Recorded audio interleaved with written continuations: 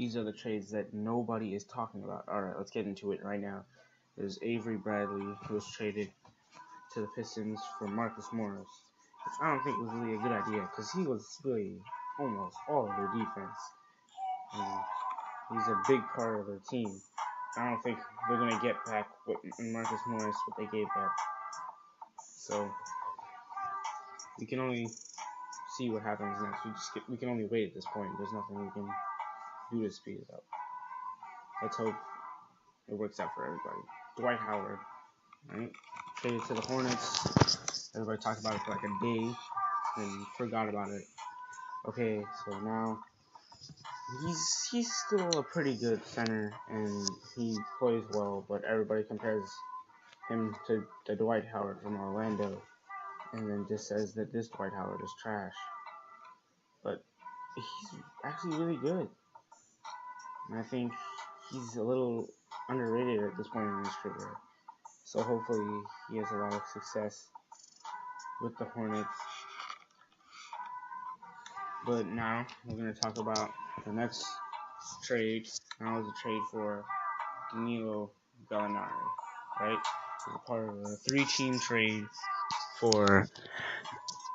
that sent Paul Millsap to the Nuggets and him to the Clippers. And nobody talked about this at all. I guess people were more focused on Chris Paul going to the Rockets because that was also happening at the time. But he has a lot of potential, and I think he could be successful in the Clippers. It probably won't be like a 4 seed or anything like that, but they'll still probably make the playoffs. I think they could do a lot with him on the team. He's obviously not going to replace Chris Paul, but you can't really ask that of him. You know, he's an elite player. He's going to get the job done.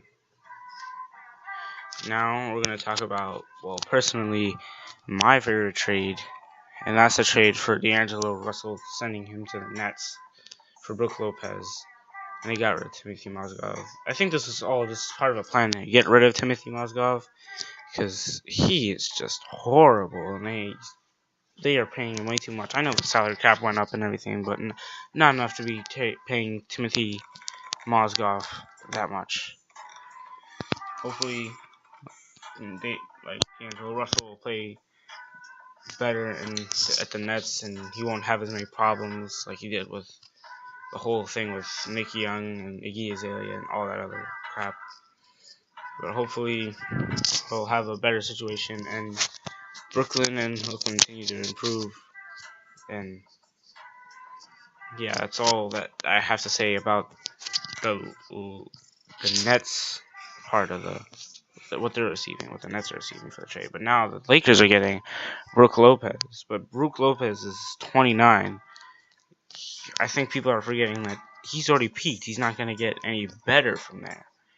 D'Angelo Russell can get better. He can become more mature and become a better playmaker. Brook Lopez, that's as good as he can get. He only has a year left on his contract. So now you're not getting a good draft pick for next year, because you're going to be like in that little weird spot where you're not getting good draft picks, but you're not making the playoffs either. So now they kind of put themselves in a tough spot. But I think this is all just to get enough cap space to sign Paul George. But hopefully Brook Lopez has a good season with the Lakers. But now we're going to talk about the wild cards. I mentioned this in the last video. Harry Giles, he's great, but he has a lot of knee injuries, and that's the only thing holding him back. If he can stay healthy, then he'll be a great player. I'm calling it right now. Okay, if he stays healthy, he's going to be fine. And OG Anunoby, and Anunoby, alright, he played for Indiana. He's super athletic. One of the more athletic players in this draft. I'm surprised he didn't get picked earlier. The Raptors kind of got a steal for him.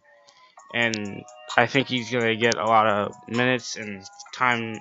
He's going to get to develop in Toronto, and that's going to be really good for him. And it'll help him turn into a great player. I think that'll work out for the Raptors and for him as an individual. And we're talking about Bam Adebayo. Got picked number 14 for the Heat. I didn't know, to be honest, I didn't know who the hell he was when I picked him.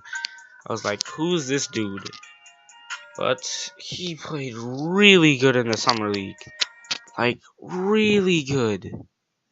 And I hope it continues when he reaches the NBA. Because that would be really good. He's already successful in the Summer League. Let's just hope that continues because he plays good defense, he plays good offense, he can rebound, he makes his free throws. He's great. Another wild card we talked about is Ricky Rubio. He got traded to the Jazz for like a bag of chips, and I think the Timberwolves kind of lost that trade. Like they replaced him with Jeff Teague, but they really didn't get. They were just getting rid of Ricky Rubio. They didn't get anything back. Well, I guess they were trying to trade him for a long time because they didn't like his pass first play style.